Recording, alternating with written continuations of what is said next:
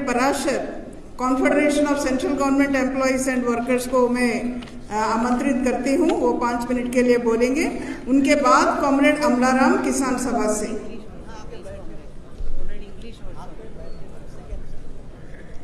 या कॉमरेड अमलाराम, आप भी मंच पे आ जाइए प्लीज।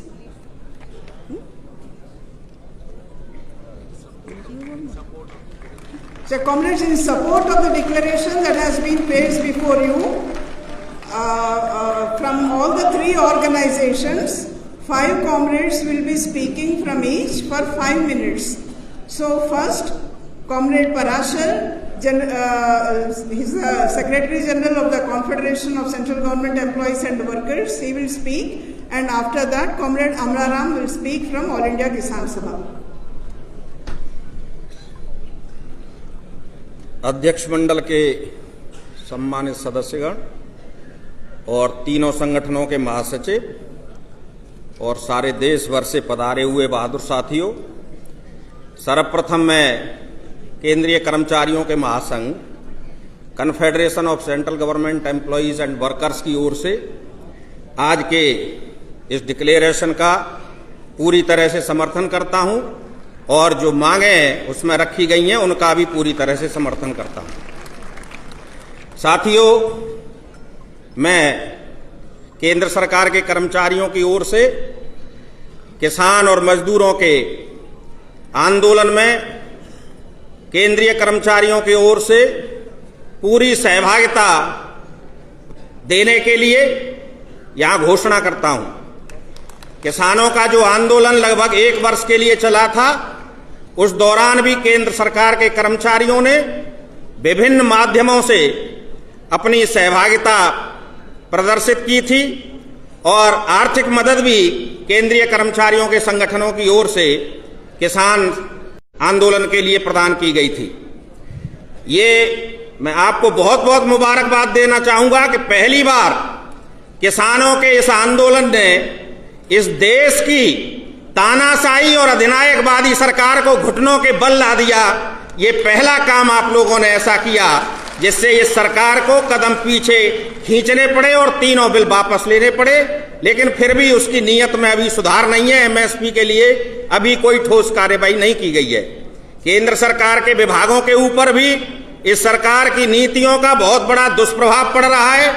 केंद्र सरकार के तमाम छोटे छोटे विभाग बंद किए जा चुके हैं।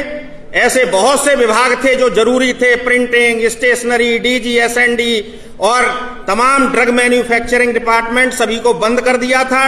लेकिन कोरोना की वजह से कुछ ड्रग मैन्युफैक्चरिंग यूनिट्स को फिर से शुरू किया गया। केंद्र सरकार के विभागों में लगभग 40 से 45% की शॉर्टेज है। वहां पर नियमित भर्ती नहीं की जा रही है। आउटसोर्सिंग, प्राइवेटाइजेशन, कॉन्ट्रैक्टराइजेशन चल रहा है। हमारा जो सबसे बड़ा एस्टेब्लिशमेंट है रेलवे, उसमें 4.5 लाख वैकेंसी हैं। लगभग 14-15 कॉरपोरेशन बनाए जा चुके हैं। उसके 500 स्टेशनों को प्राइवेट करने की योजना है। 150 ट्रेनें प्राइवेट चलाई जानी है। उसके स्कूल, अस्पताल, स्टेडियम, कॉलोनी सभी का प्राइवेटीकरण किया जा रहा है। डिफेंस का आप देख चुके हैं कि 41 ऑर्डिनेंस फैक्ट्रीज को 7 कॉरपोरेशन में बांट दिया गया। और जब डिफेंस की सभी यूनियनों ने मिलकर के एक अनिश्चितकालीन हड़ताल का नोटिस दिया, तो ये एसेंशियल डिफेंस सर्विस ऑर्डिनेंस ले आए, जिसे बाद में एसेंशियल डिफेंस सर्विस एक्ट में बदल दिया गया। इसी तरह से एक और बहुत महत्वपूर्ण डिपार्टमेंट है भारत सरकार का डाक विभाग, जो देश का सबसे पहला सरकारी भारतीय डाक तार विभाग था। डाक और तार को अलग करके दूर संचार विभाग बना करके उसे बीएसएनएल कॉरपोरेशन में तब्दील करके बीएसएनएल का सत्यानाश कर दिया गया। आज तक उसको 4G सर्विस नहीं चलाने दी गई है।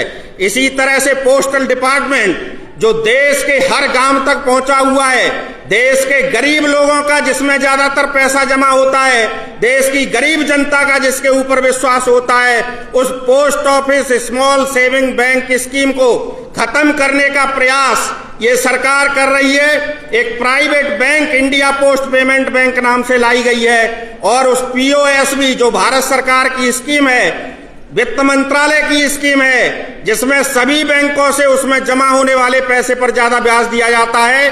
देश का गरीब आदमी, मध्यम वर्ग का आदमी, ज्यादातर रिटायर्ड लोग अपना पैसा जमा करके उससे ब्याज लेकर के अपना जीवन यापन करते हैं। उसके ऊपर बहुत बड़ा खतरा है और उसी खतरे को चुनौती देते हुए अभी 10 अगस्त को डाक विभाग के कर्मचारियों ने सारे देश में एक हड़ताल का आयोजन किया था। हम केंद्र सरकार के सभी कर्मचारी, हमारे विभागों में 1/1/2004 से नई पेंशन योजना लागू की गई है जो कंट्रीब्यूटरी है, जिसमें कर्मचारी से 10% कटता है, 14% जो है उसमें सरकार का हिस्सा होता है।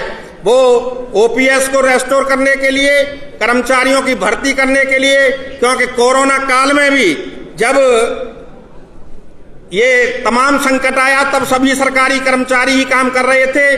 सरकारी विभागों को बंद करके प्राइवेट करने की जो योजना है इसका हम लोग विरोध कर रहे हैं और निकट भविष्य में हम सभी संगठन, all India state government employees federation, railway federation, defence federation, teachers federation के साथ मिलकर के एक बड़ा आंदोलन खड़ा करने की तैयारी कर रहे हैं। इसी के साथ में पुनः आपके इस अधिवेशन को पूर्ण सफलता की शुभकामनाएं प्रेषित करते हुए और आपके घोषणा पत्र और आपकी जो डिमांड है उनका समर्थन करते हुए आपकी अपनी बात समाप्त करता हूं। धन्यवाद साहब।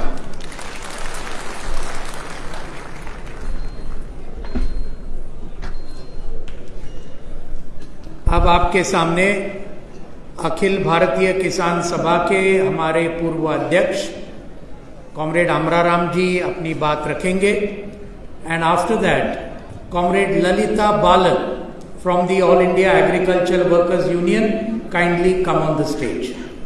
कॉमरेड अमराराम जी। आज के देश के किसान मजदूर और खेत मजदूर के राष्ट्रीय इस महाधिवेशन के अध्यक्ष मंडल के साथीगण, तीनों संगठनों के महामंत्री और देश भर से आए हुए तमाम भाई और बहनों, सबसे पहले तो इस महाधिवेशन के डिक्लेरेशन का समर्थन करते हुए जिस तरह से देश की सरकार एक तरफ बड़े बड़े कंपनियों का कर्जा माफ करती है, किसान का एक नया पैसा कर्ज माफ करने की जरूरत नहीं समझती, दूसरी तरफ आम जनता पे पेट्रोल, डीजल, रसोई गैस और खाने की वस्तुओं पे टैक्स लगाकर जनता को निचोड़ने का काम करती है, और दूसरी तरफ इस देश के एकाधिकार पूंजीपतियों का टैक्स हर साल 2 लाख करोड़ रुपए कम करने का, इससे साफ जाहिर है निश्चित रूप से ये पूरी की पूरी अभियान जो डिक्लेरेशन में किया गया है। सबसे पहली जरूरत है हम तीनों संगठनों के लोग राज्य, जिला, तहसील और गांव-गांव में, मोहल्ले में इस बात को लेकर के जाने की आवश्यकता है जहां आम जनता को लूटने और कंपनियों को मालामाल, अंबानी अडानी को मालामाल करने का जो काम कर रही है, निश्चित रूप से इसके खिलाफ आम जनता में जागृति पैदा करके मैदान में उतारने की सबसे बड़ी आवश्यकता है। आज जिस तरह से उत्तरी भारत में जो नकली गो भगत गाय की गो रक्षा के नाम से इंसानों की हत्या करते थे, आज लाखों की संख्या में वो गायें लंपी बीमारी के कारण मौत के घाट उतर रही है।